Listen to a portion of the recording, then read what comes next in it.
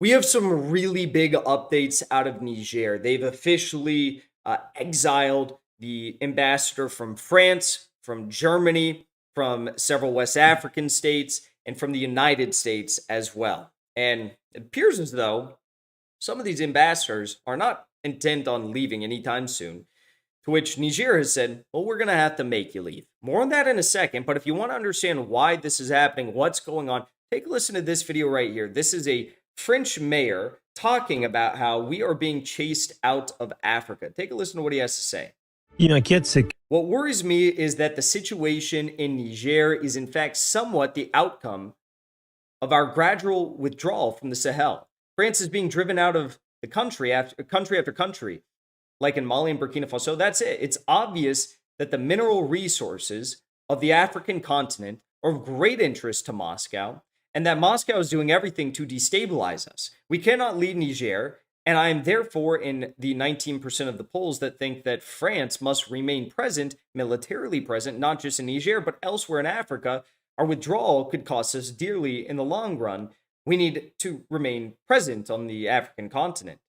But it's Niger that we have left after being chased out of everywhere. Our primary interest is to stay there as long as possible. I don't want to be naive because in diplomacy, you must be naive. France needs to be present in Africa, including for its economic interests.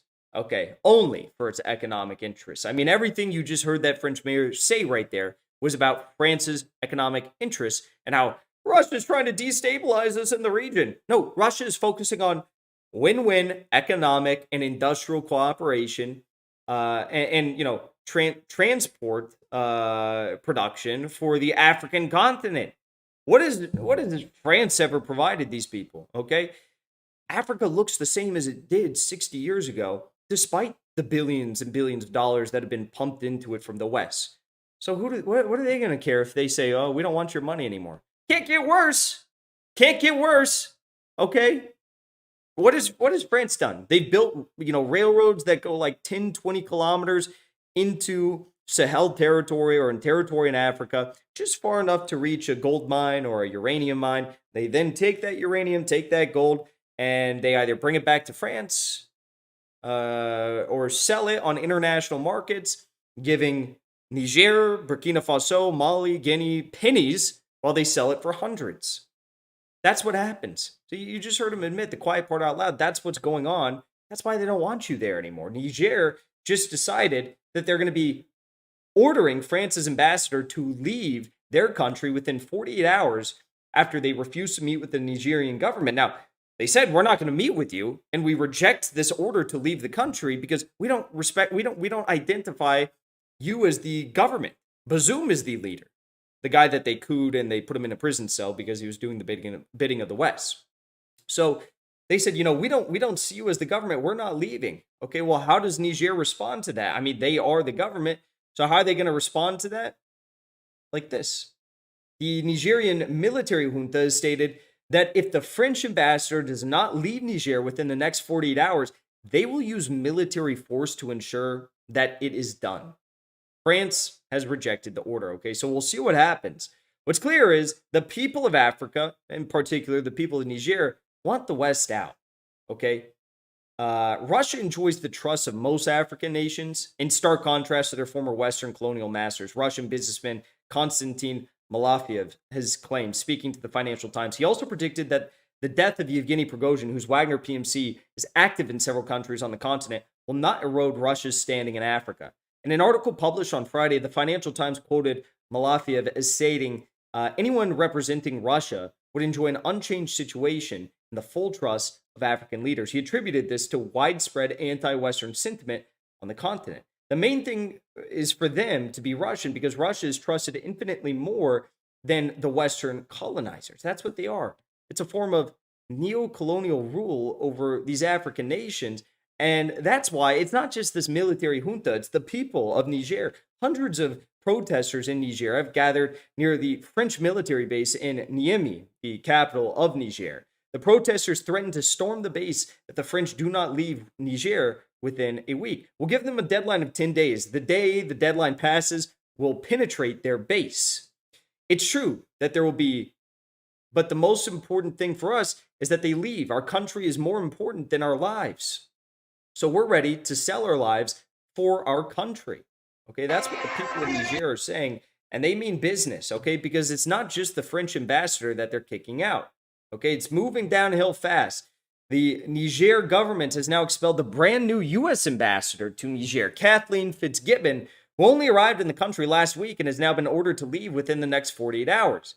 Following the expulsion today of this leader, this ambassador, the military junta has now also declared the Nigerian ambassador to be expelled from the country as well. Nigeria, not to be confused with Niger. The Nigerian government are the ones led by Tinubu, the guy who was found guilty of laundering money for the heroin trade in Chicago and is banned from entering the U.S., who are trying to lead this ECOWAS military intervention in Niger. Okay, so they've expelled the ambassador from Nigeria as well. Ivory Coast ambassador to Niger is also reportedly gone. And the military junta has lastly expelled the German ambassador to Niger, giving him the same 48-hour window in order to leave the country. Okay. The spokesman for the military junta in Niger stated today that the people of our nation must be prepared for no sleep in the coming days ahead.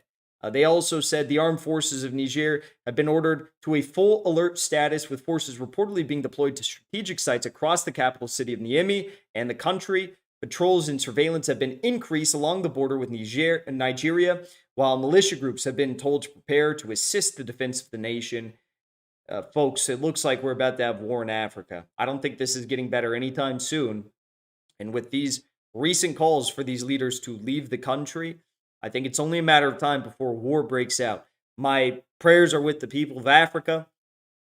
This is not the direct result of any one person in Nigeria or person in any of the ECOWAS, West African states, Sahel states. This is a matter of Western foreign policy, again, wrapping its tentacles around the people of Africa, trying to choke them out in this neo-colonial relationship that they have. And anyone who rises up against it will face the same fate of Thomas Sankara and so many other, African leaders that have met the same demise, fighting for true sovereignty, true liberation, integration with the rest of the world, Russia, China, BRICS, so on and so forth.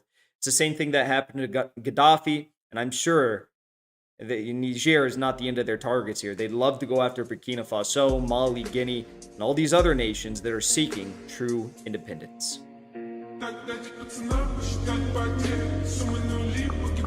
Thanks for watching that episode of The Dive. If you enjoyed what you saw, be sure to drop a like, subscribe, comment below, and be sure to share this video with your friends. Also, my YouTube channel has now been permanently demonetized by YouTube because of the truth that we tell here. For that reason, I'm asking you to join as a supporter on my locals community, which you can find linked below in the description of this video or in the comment section. Thanks for watching. Thank you for your support. I'll see you back here next time.